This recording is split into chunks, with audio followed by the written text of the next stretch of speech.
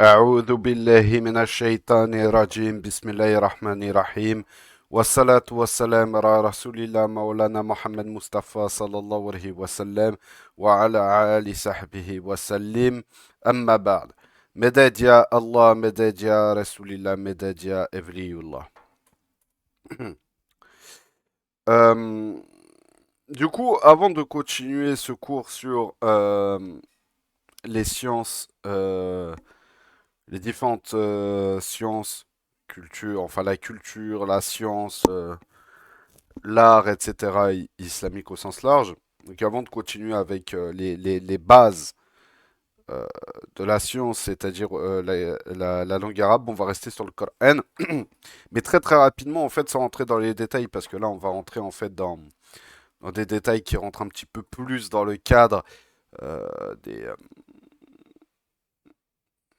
de la science du Coran en fait en tant que telle, c'est-à-dire à partir en fait des versets du Coran de euh, quelle science en fait, quelle science, quelle conclusion en fait on va en fait en gros quelle science on va tirer des versets du Coran. Donc sans rentrer dans les détails parce que là on rentre dans un autre cadre d'étude qui est les sciences du Coran et du coup forcément ici c'est au-delà de mes compétences, parce que on essaye quand même d'avoir un tant soit peu de cadre traditionnel. Et au niveau des sciences du Coran en tant que tel, je n'ai pas forcément euh, de connaissances et de compétences dans ce cadre-là. Mais de manière très très générale, en fait, ce qu'il faut comprendre, c'est que euh, le Coran, en fait, c'est pas un livre de sciences pur et dur. En fait, c'est avant tout, en fait, c'est un livre qui cherche à s'élever spirituellement parlant et qui est un livre aussi d'une certaine manière juridique dans le cadre purement légaliste du terme, c'est-à-dire à partir du Coran, quel principe légal on tire de ça, mais euh, on peut quand même trouver certaines choses qui, scientifiquement parlant, sont peuvent être tirées en fait du Coran, tu vois. Mais ce qu'il faut comprendre, c'est que le Coran en soi n'est pas un livre scientifique. Donc oui, on peut potentiellement trouver des miracles scientifiques dans le Coran, mais c'est se tromper que de vouloir absolument euh, essayer de chercher les miracles scientifiques qui sont tirés du Coran.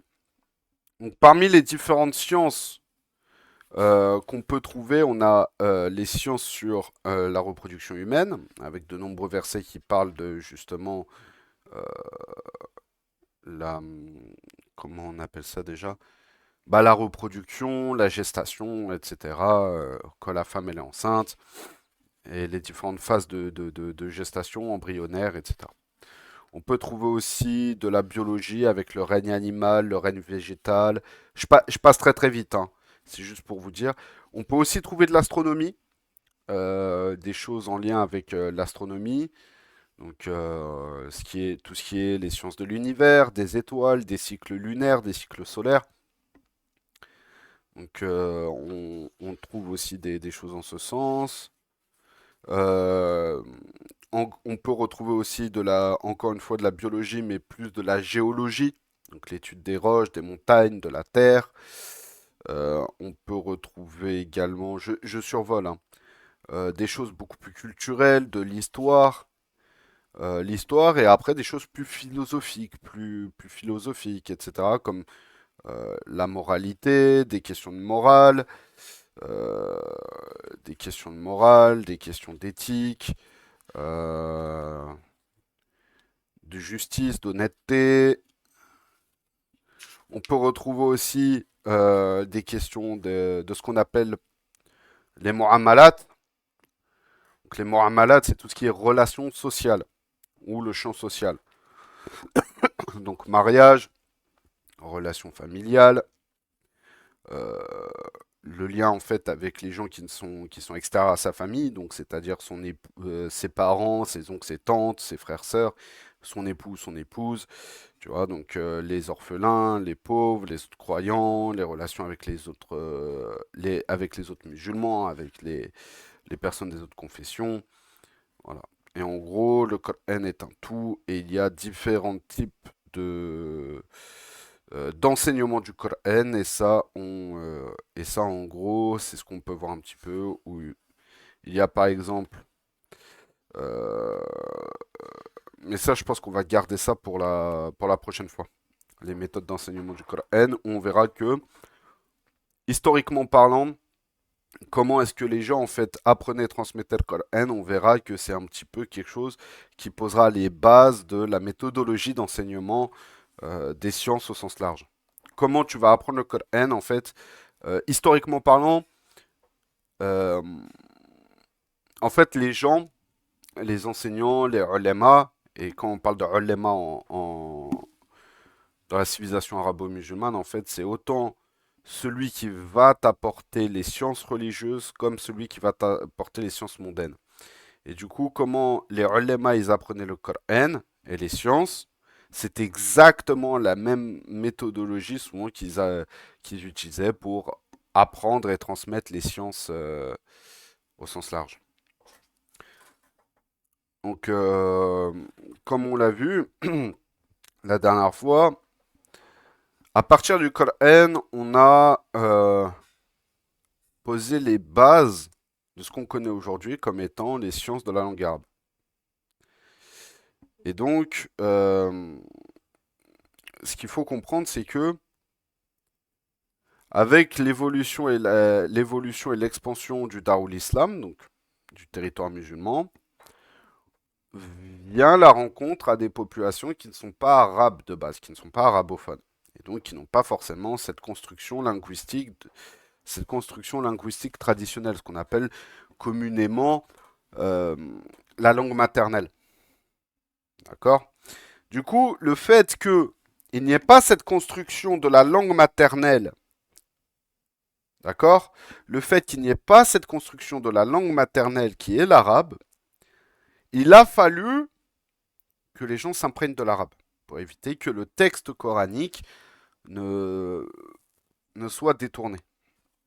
Donc c'est ça qu'on va voir aujourd'hui.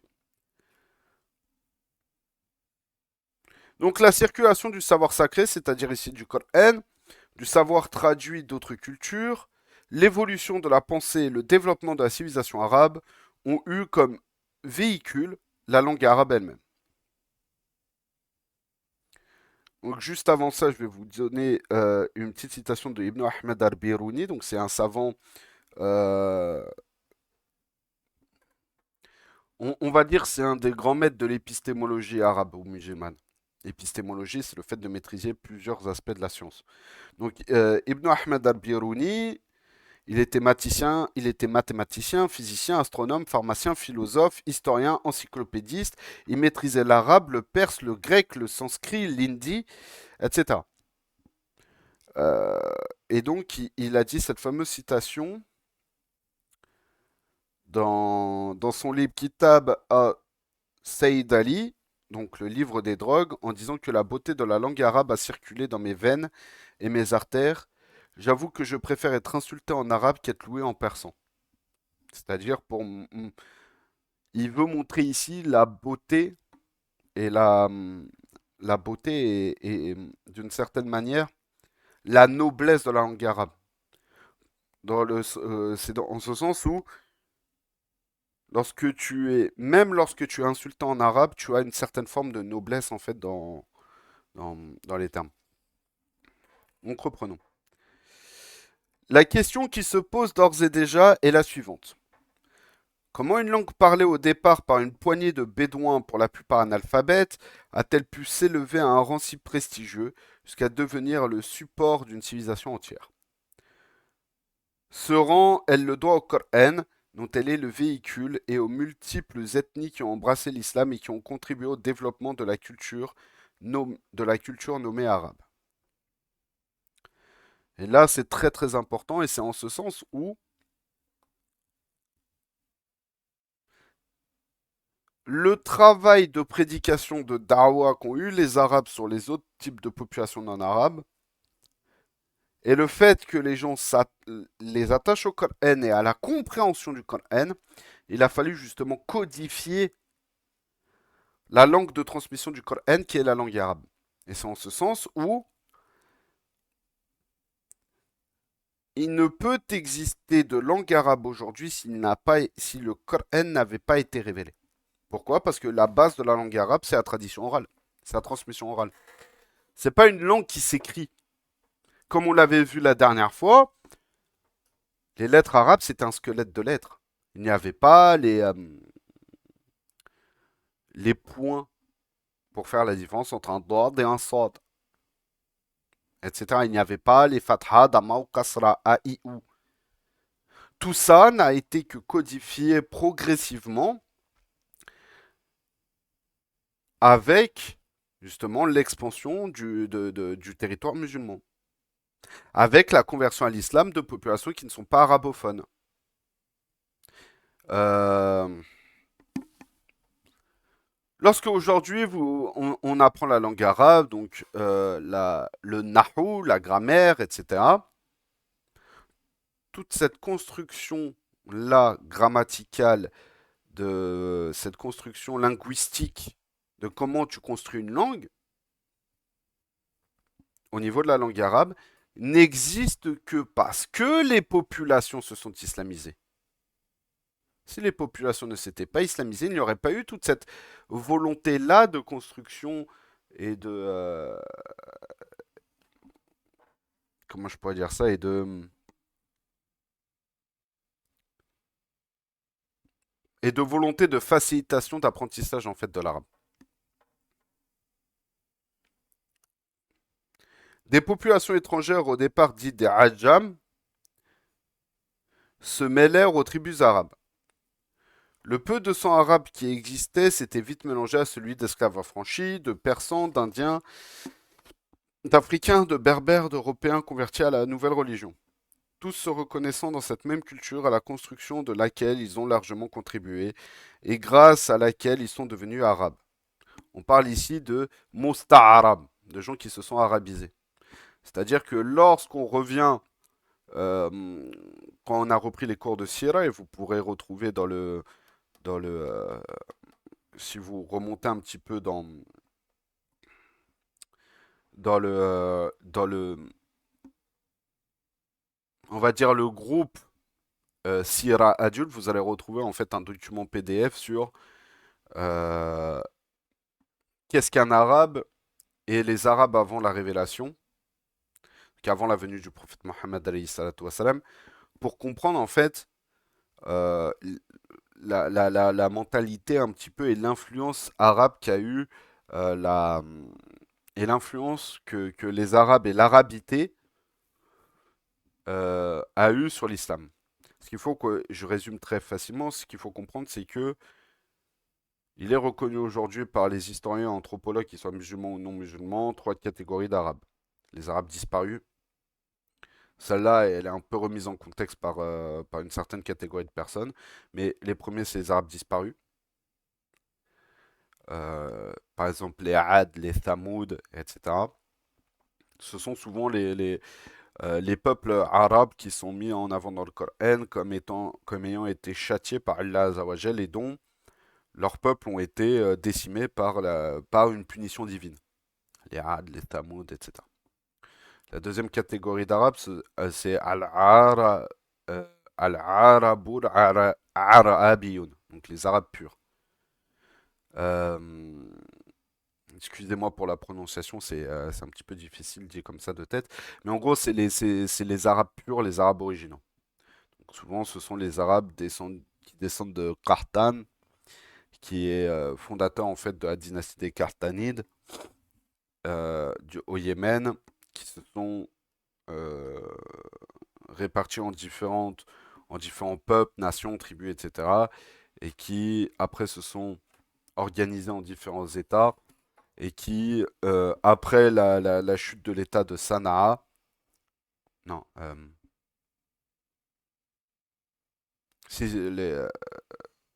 si l'État de Sanaa, non, l'État de Saba, pardon. Ouf, excusez-moi. Excusez-moi. Donc, après l'État de Saba, en fait, la chute de l'État de Saba, et notamment la chute du barrage de Marib, dont l'histoire aussi est rapportée dans le Coran. En fait, ce qu'il faut comprendre, c'est que ces Arabes-là ont été obligés en fait de migrer et se répartir dans différentes régions de la péninsule arabique. Et par exemple, euh, une partie de ces descendants des Carthanides se sont installés par exemple à Yasrib, qui deviendra par la suite Médine. Et donc, c'est les tribus par exemple des Haos et des Khazraj. Ce sont des descendants justement de ces Arabes Carthanides qui se sont installés dans le Hijaz, notamment du côté de Médine. Il y a eu aussi beaucoup de tribus de descendants des, des Arabes turcs qui sont installés par exemple dans le Nejd avec euh, les Kinana, si je me souviens bien, etc., etc. Et en fait, ces populations-là, soit se sont installées, se sont implantées, ont pris le pas sur d'autres types de populations, par exemple les Banu Hassan euh, à frontière avec le Chem, qui sont principalement aujourd'hui installés dans l'actuelle Jordanie, etc. Mais on peut les retrouver un petit peu répartis un peu de partout dans le Chem. Et voilà.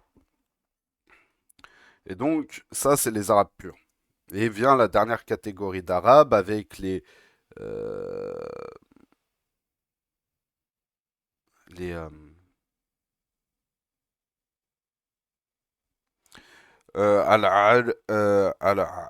al-Arabun Musta'arbiyun, en gros les Arabes arabisés, qui sont, euh, qui sont en fait principalement, qui sont seulement représentés en fait par la branche de Quraysh, qui donnera les Qurayshis. On les appelle aussi les Adnanites parce qu'ils descendent de Adnan. euh, et en gros, ou les Ismaélites en fait. On les appelle les Ismaélites parce qu'ils descendent de Ismaïl ibn Ibrahim, alayhi salam. Euh, et en gros, c'est quand Allah Azawajal a donné l'ordre à Ibrahim alayhi salam de laisser sa femme Hajar radiallahu anha avec son fils Ismaïl en fait dans le désert aux alentours de la Mecque et que par la suite en fait ils se sont liés aux Jurhum qui sont justement euh, une tribu de Hannanites et que progressivement en fait les deux se sont liés et que en fait ils ont pris sous protection Hajar et Ismaïl, qui les ont éduqués, etc. Étant donné que Ismaïl était un jeune garçon, il a été éduqué dans cette culture arabe, euh, kahtanite, des Jurhum, etc. C'est pour ça qu'on dit que ce sont des Arabes arabisés. Et c'est en ce sens où on peut comprendre la parole de l'imam Shafi'i ou de l'imam Ibn Taymiyyah, rahimahumallah, qui disent dans le sens est arabe celui qui parle arabe, en se basant sur un hadith du prophète Mohammed alayhi salatu wassalam, même si ce hadith est considéré comme daïf, est considéré comme faible. Mais on peut complètement prendre ce hadith là sur des questions d'ordre civilisationnel, culturel et historique. C'est-à-dire que l'influence, d'une certaine manière, l'influence de la langue arabe et de l'arabité islamique qui est amenée sur une population donne forcément une influence arabe. Et que cette population-là euh, s'ancre dans l'arabité et d'une certaine manière participe à l'arabisation culturelle de l'islam. Chacun avec ses spécificités. Les Ottomans, par exemple, euh, les Turcs ont une certaine influence perse. Ils ont leur culture aussi, euh, ils ont leur culture traditionnelle, turco-mongole, etc. Mais ils ont aussi une certaine influence perse de par la région. Et étant donné que la Perse, avec l'islamisation, s'est arabisée, en fait, cette arabisation de la Perse a eu cette influence sur les Turcs. Et ensuite, lorsqu'ils se sont installés en Anatolie, par exemple les Seljoukides, et après les différentes tribus qui sont installées, notamment les Ottomans, avec l'expansion du sultanat ottoman puis du khilafat ottoman avec les conquêtes sur l'Égypte, euh, ce contact avec les populations arabes locales aussi a beaucoup aussi influencé les Ottomans sur une forme d'arabisation. C'est peut-être beaucoup moins marqué que d'autres, que par exemple certaines populations berbères ou euh, euh, des convertis mouladi à l'Andalous, mais il y a quand même une certaine forme d'ancrage dans l'arabité qui est assez présente en fait chez les Ottomans, qui l'est peut-être beaucoup moins si vous prenez par exemple les Timourides, c'est-à-dire la dynastie de Timur-Lenk. Les morales ont été, par exemple, les morales qui descendent eux-mêmes des Timourides ont eu aussi cette influence perso-arabe, beaucoup plus que son ancêtre Timur-Lenk. Et après, bien sûr, il y a des degrés d'arabisation des populations. Vous prenez en Afrique de l'Ouest, l'Afrique de l'Ouest a une certaine influence arabe au niveau de la linguistique, des sciences islamiques, etc. Mais peut-être beaucoup moins marquée d'un point de vue culturel que d'autres.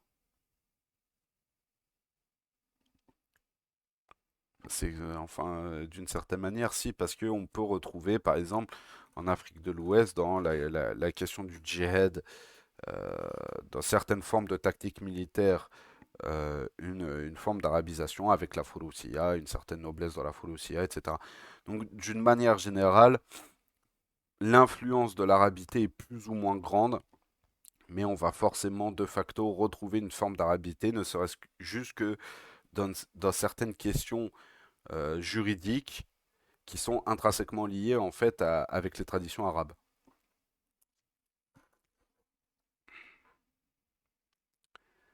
Donc reprenons. Alors, ayant acquis ainsi une identité arabe de par aussi leur adoption de la langue arabe.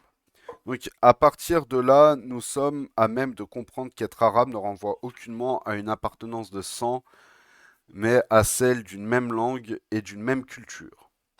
L'argument génétique, entre guillemets, de quelques esprits qui s'appuient lourdement sur la distinction dans la même civilisation entre arabes, entre guillemets, de souche et savants non arabes, est simplement absurde et non valide.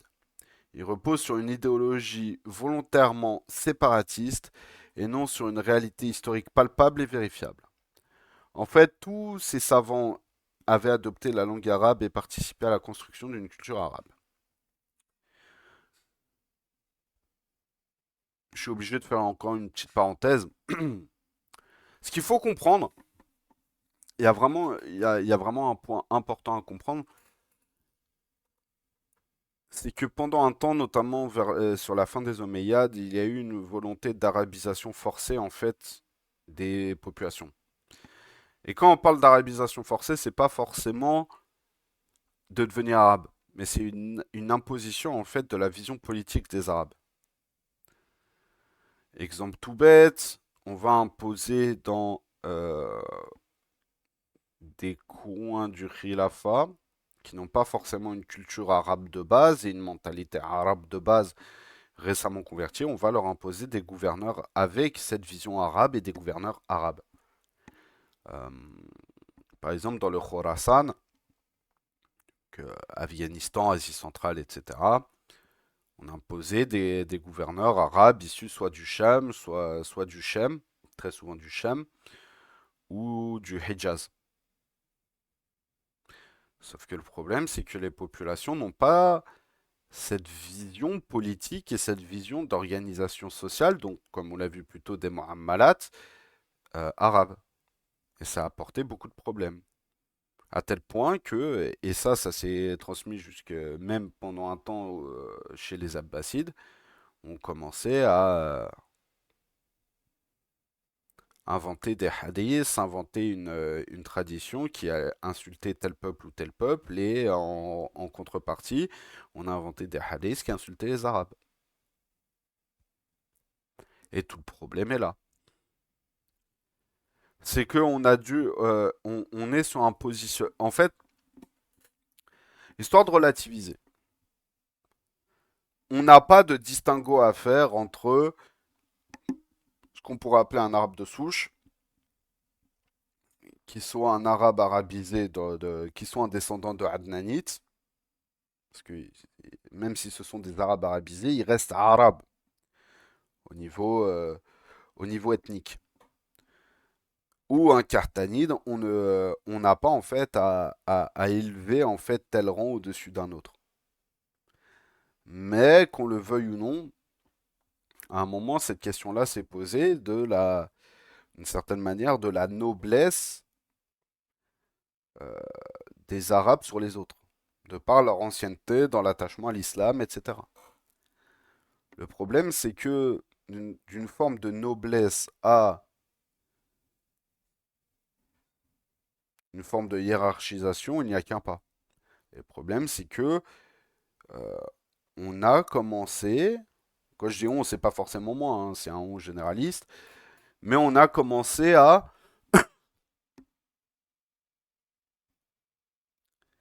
euh, discriminer un petit peu en créant un petit peu toute une théologie autour de ça, on a commencé à discriminer un petit peu les différents types de populations du monde musulman.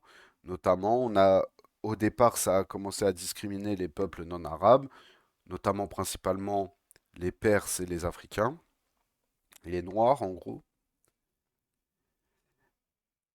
Et en réponse, on a par la suite créé toute une théologie de rabaissement des Arabes.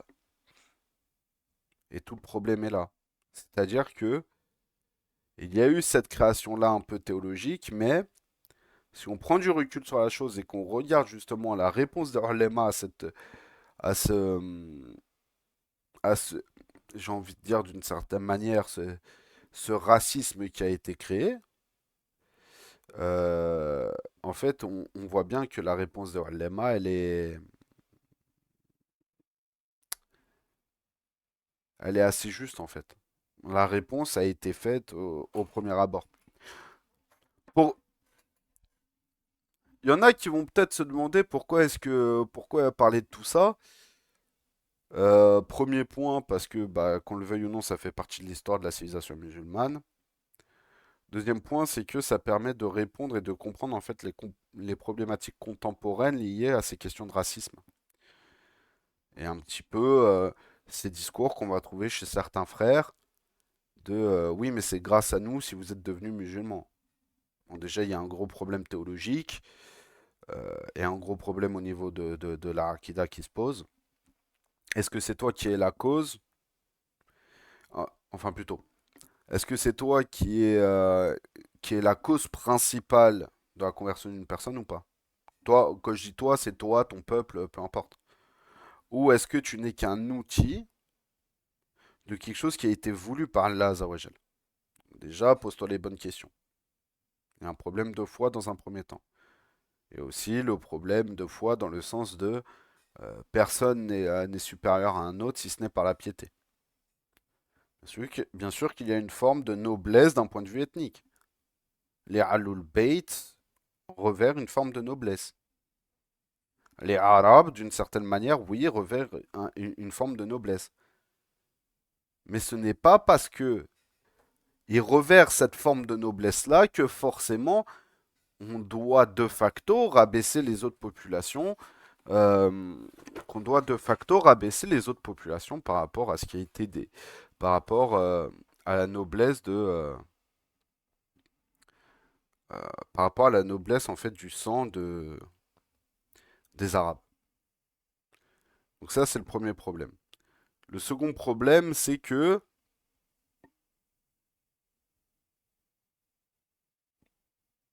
on tend le bâton pour se faire battre d'une certaine manière. Pourquoi? Parce que comme on le voit comme on le voit le lundi après-midi, là on est donc le lundi matin pour les cours de, euh, de sciences et culture, et comme on le voit le lundi après-midi dans les cours sur orientalisme, les orientalistes sont au courant de beaucoup de nos sources. Sauf que eux n'ont pas la construction intellectuelle et surtout des fois, ils ont aussi un peu ce côté propagandiste et apologétique, un petit peu propagandiste contre l'islam et contre la civilisation arabo-musulmane, de mettre justement en avant j'ai envie de dire, ces problématiques culturelles et ces problématiques euh,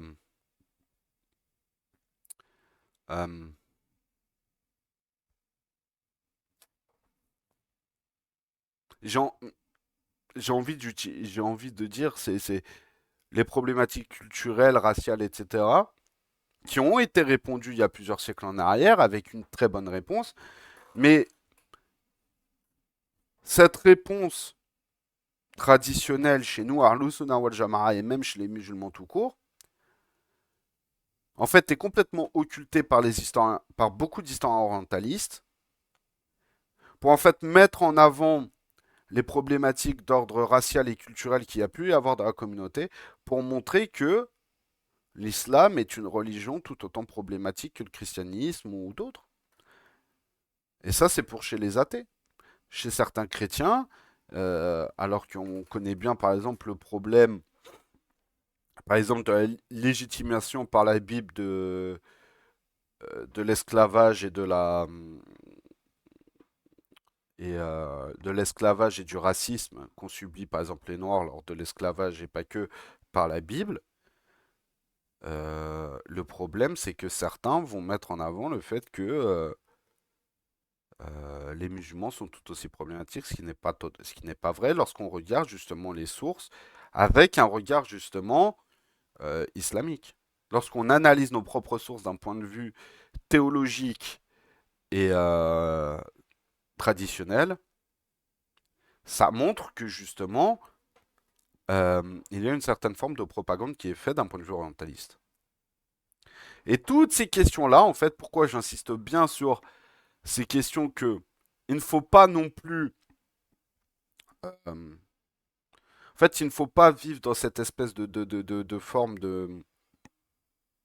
on va dire, de naïveté historique et civilisationnelle et théologique de l'islam en tout temps a été contre le racisme, etc. C'est faux. Il y a eu des réels problèmes d'ordre racial et des problèmes de racisme dans la communauté, des deux côtés. C'est-à-dire des Arabes vis-à-vis des non-Arabes et des non-Arabes sur les Arabes. Il y en a eu. Faut se le dire.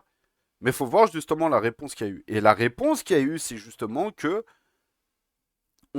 même si on accepte la noblesse des Arabes et la noblesse notamment des Koreishi, donc des Adnani, on ne peut pas pour autant rabaisser un autre peuple parce que demain, un non-arabe peut dépasser un arabe sur sa piété. Et on peut aussi, il faut se le dire, on a inventé des hadiths pour légitimer une forme de racisme, que ce soit sur les populations non arabes comme sur les arabes.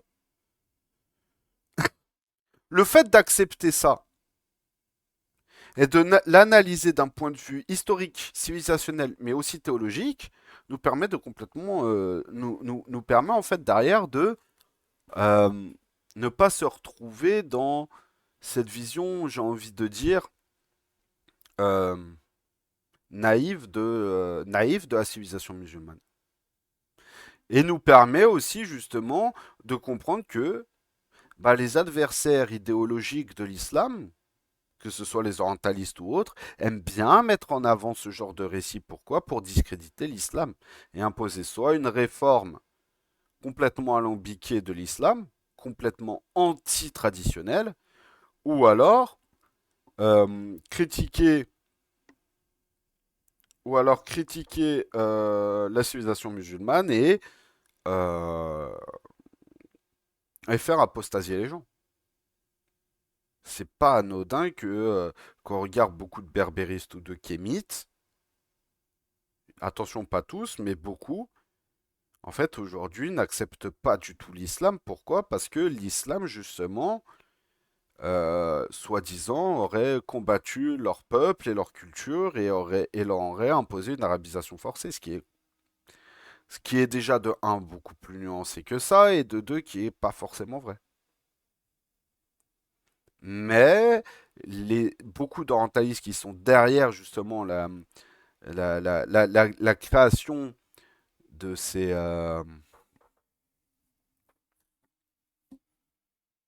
j'ai envie de dire la création de ces idéologies-là, etc., etc., et derrière tout ce qui est l'argumentaire scientifique et civilisationnel, sont des orientalistes qui eux-mêmes de base veulent faire apostasier les musulmans. Et ça, c'est ce qu'on voit le lundi dans nos cours sur l'orientalisme.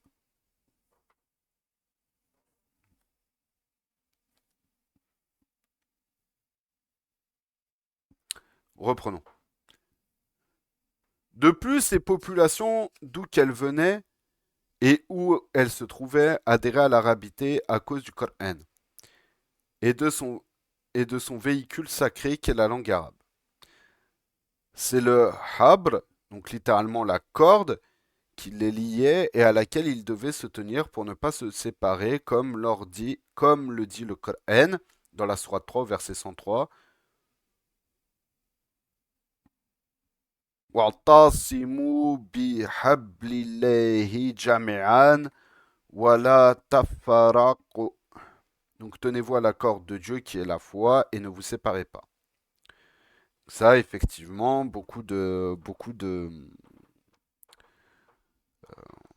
en fait, il y a différentes interprétations vis-à-vis de ce verset. Certains vont dire que la corde signifie ici le Coran et toutes ses composantes, donc le Coran en arabe, etc., etc. D'autres disent que justement c'est la foi. D'autres disent encore que c'est l'attachement à la sunna et au prophète Mohammed alayhi salatu wassalam, et au Ahlul Bayt, etc., etc. Enfin, il y a plusieurs interprétations possibles en fait de ce qui est défini ici. Ajoutant qu'il faut se rappeler de son bienfait qui vous a rapproché alors que vous étiez ennemis, se tenant sur le bord d'un abîme de feu d'où il vous a sauvé. Et il dit encore dans le même verset, rappelez-vous le bienfait d'Allah sur vous, car vous étiez ennemis, vous a réconciliés pour devenir des frères. La fraternité entre musulmans, dans ce lien et non dans le sang, c'est par ce habl qu'il se définissait et non par une gêne quelconque. Et non par un gène quelconque. Donc un gène ici dans le sens de une race, une ethnie. La transmission du Coran par la langue arabe unit les croyants sur un plan universel et non de façon partielle, se réduisant à quelques tribus de sang pur arabe, s'arrêter sur des origines sanguines. Quant à l'édification de la civilisation arabe, c'est faire preuve de méconnaissance de la réalité des peuples et de leur interaction et de ce qu'ils ont construit comme culture commune. Il est de fait qu'avec l'expansion de la nouvelle religion, comme nous l'avons souligné plus haut, le sang dit arabe s'est fondu et confondu avec celui d'ethnies appartenant à des contrées diverses, sachant que pour toute l'humanité, la pureté du sang est contre nature. Pour la survie même de cette humanité, le sang a en effet besoin de se renouveler constamment, car l'humanité n'est pas une mare où l'eau stagne, mais un grand fleuve fertilisant la terre et nourrissant ses habitants là où ils passent. Donc, grâce au mélange du sang, les sociétés musulmanes se renouvelèrent, la démographie se développa, créant des générations nouvelles avec des énergies nouvelles, des productions culturelles et scientifiques nouvelles, et des relations entre des idées différentes des coutumes des uns et des autres, des manières d'être et d'agir de groupes et d'ethnies diverses, des rapports de savoir, d'autres civilisations naquirent dans un système naturel nouveau. La définition de l'arabité est dans cette culture et dans la langue qui a la véhicule, qui a le véhicule. Elle façonnait ainsi la personnalité et l'inconscient des collectifs arabes. Et l'inconscient collectif arabe qui a dit que la culture et la langue ne rassembleraient pas les populations les plus éloignées, les plus diverses. Alors, ce qu'il faut comprendre, c'est que ici, je vais mettre certaines réserves sur ce qui est dit, C'est que d'une certaine manière, oui, il y a eu, avec certaines populations fraîchement converties, euh, on va dire une forme de métissage politique. Exemple, complètement différent de l'espèce de métissage forcé qu'on nous impose aujourd'hui, hein. Euh, je vais pas détailler le, je vais pas dé- je vais pas tout détailler ici. En fait, ce qu'il faut comprendre, c'est que par exemple, lorsqu'il y a eu la conquête de l'Espagne, donc la conquête d'Al-Andalus, certains descendants de Visigoths, d'Ibères ou de Vandales, nouvellement convertis, en fait, ont été mariés, par exemple, avec des femmes arabes et certaines même des descendants, et certaines même étaient des descendants du prophète Mohammed Ali salatu wassalam.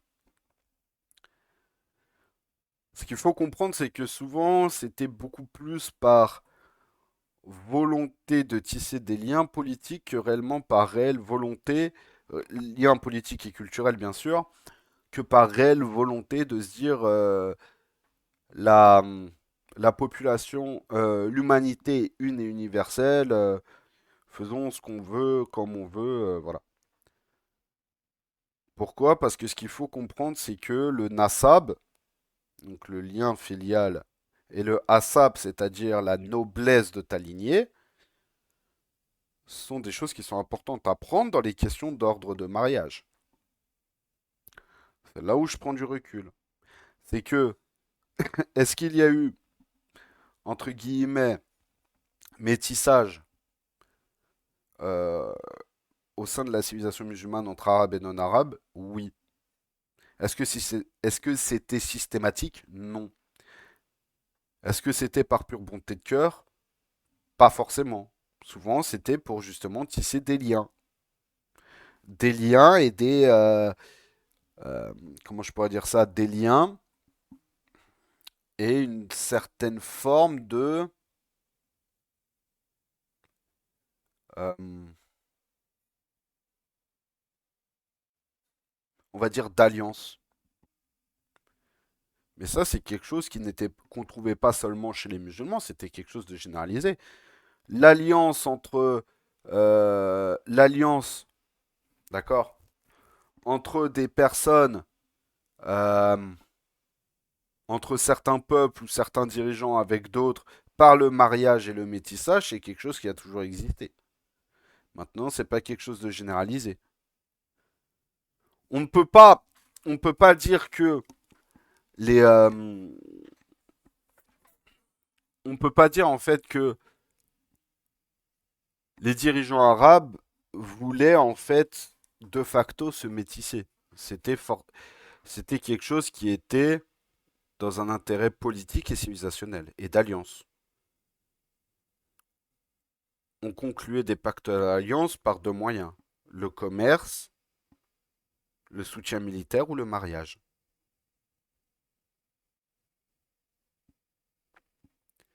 Et c'est là où justement, et c'est ça justement où je nuance un petit peu ce qui a voulu être dit ici.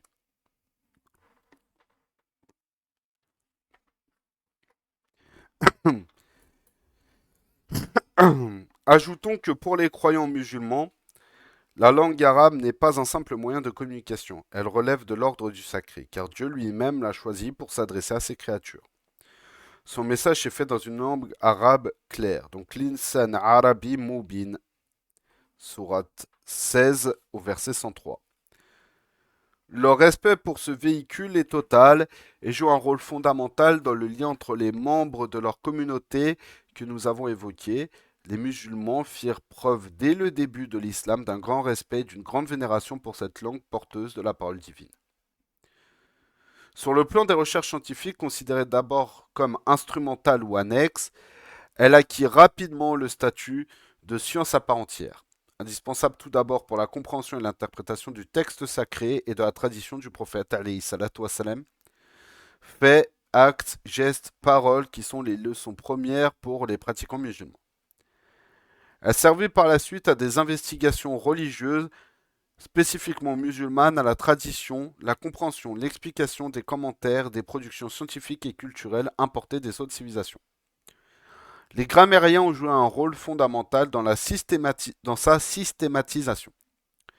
Ils se basaient sur le corpus du texte sacré et sur la poésie anté-islamique, c'est-à-dire avant l'islam, le Coran demeurant l'autorité par excellence en la matière, car il ne présente aucun doute quant à son authenticité, quant à sa fasaha ou pureté, et de là quant à son imitabilité ou i'jaz. Dieu défia alors les hommes et les djinns d'apporter une seule sourate qui lui soit semblable, et ça on peut le trouver dans la sourate 17. Depuis 14 siècles, jamais ce défi n'a été relevé, tant la beauté du style et de l'expression relève de la perfection. Enfin, depuis 15 siècles plutôt. Pour revenir aux premiers linguistes, ils se limitèrent à deux sources fondamentales. Il ajouta par la suite le corpus recueilli auprès des bédouins de certaines tribus. Seuls enquêtés censés avoir préservé la pureté de l'arabe, puisqu'ils ne furent pas mis en contact avec des locuteurs de langue étrangère. Ils sont censés avoir gardé la fasaha, donc la pureté, de cette langue.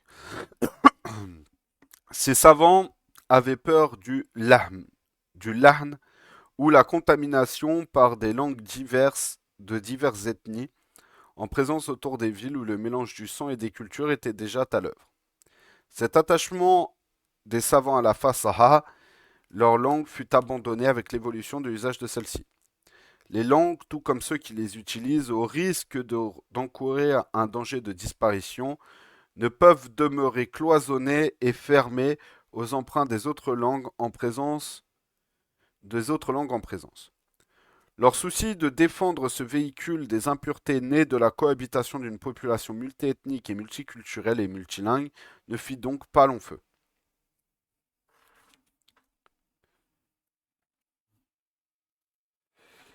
Euh, euh,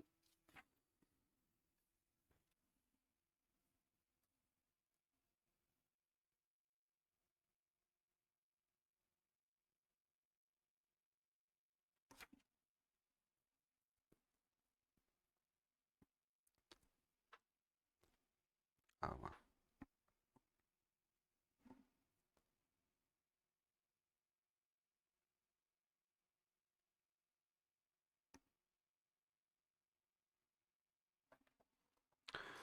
Par rapport à ça, je vais vous raconter une anecdote et j'ai réussi à retrouver le nom parce que je le perds toujours.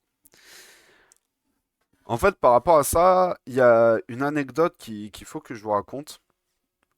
Un, peut-être des plus grands grammairiens qui ait connu l'histoire des sciences de la langue arabe, donc Sibawayh.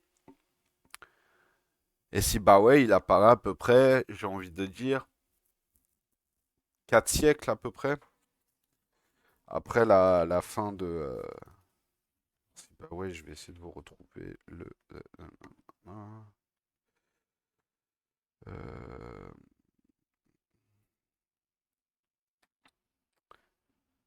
De toute façon, on va continuer, on va continuer tranquillement. Ah non, il est apparu à peu près 200 ans après. Ouais, non, non, 200 ans. Euh, il est apparu à peu près 200 ans, pardon. Donc en fait, si bah ouais, 200 ans après, euh, la, la, à peu près 200 ans, un peu moins de 200 ans, euh, entre 100 et 200 ans en gros après la mort du prophète Mohammed alayhi salatu wassalam, euh, si bah ouais, à un moment, il entend que il y a une famille dans tel endroit qui avait encore l'arabe clair des Bédouins, d'accord? Donc l'arabe fasaha, l'arabe fosha. Et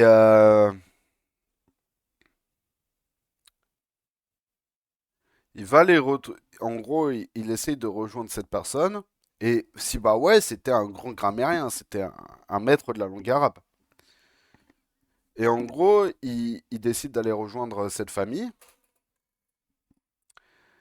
Et par la suite, il vient, il toque.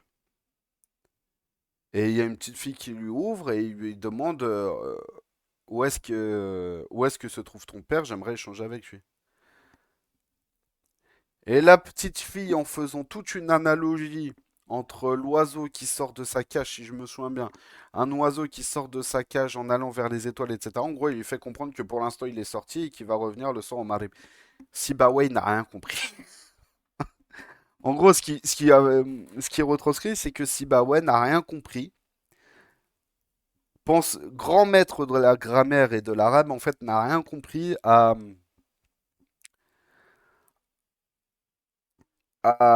ce qu'a voulu dire en fait une petite fille.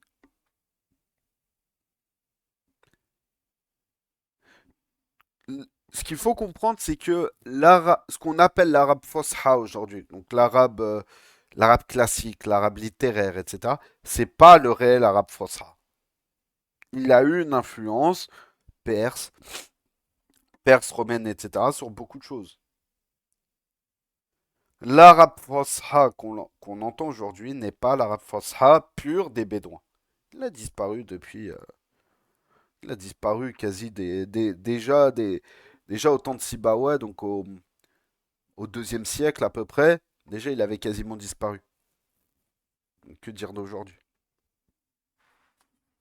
Mais il y a certains travaux qui, aujourd'hui, beaucoup de linguistes se basent justement sur des travaux de Sibawa et d'autres pour essayer d'avoir une compréhension qui soit la plus proche en fait de la compréhension du temps des Quraysh. Mais c'est pas chose évidente. C'est pas chose évidente. Parce que cet arabe réellement pur, tel que, euh, tel que les Quraysh le comprenaient, les Bédouins le comprenaient, a disparu aujourd'hui.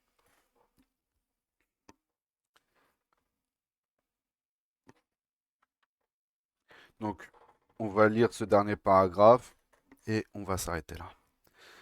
Avec l'expansion de l'islam par l'enseignement en langue arabe, de nouvelles réalités s'imposèrent avec l'acceptation d'enrichissements mutuels. Les mouvements importants des populations de l'Empire musulman qui s'étendaient de Espagne à l'Andalous, à l'Indus, à l'Hind, ont créé des changements à l'intérieur des sociétés et de leurs diverses cultures, et cette préoccupation de pureté fut désuète. Plus personne ne fit de la fasaha son cheval de bataille. L'essentiel était quant à la codification, à la standardisation de la langue arabe. Sa structure syntaxique, donc de syntaxe, demeurait de par sa codification intacte, mais elle se libéra définitivement du souci du risque considéré comme majeur de lahn ou contamination de son lexique. Elle incorpora dans son corpus des mots étrangers arabisés et d'autres inventés par les traducteurs de textes anciens d'autres civilisations. Et donc ça, c'est ce qu'on vient de voir. Euh, un, un, un. Mhm. Bon, on continuera sur la langue arabe. On continuera sur la langue arabe la semaine prochaine, Inch'Allah. On va de toute façon faire, on va de toute façon faire plusieurs cours là sur la langue arabe parce que c'est important d'insister là-dessus. Parce que c'est vraiment la langue arabe qui derrière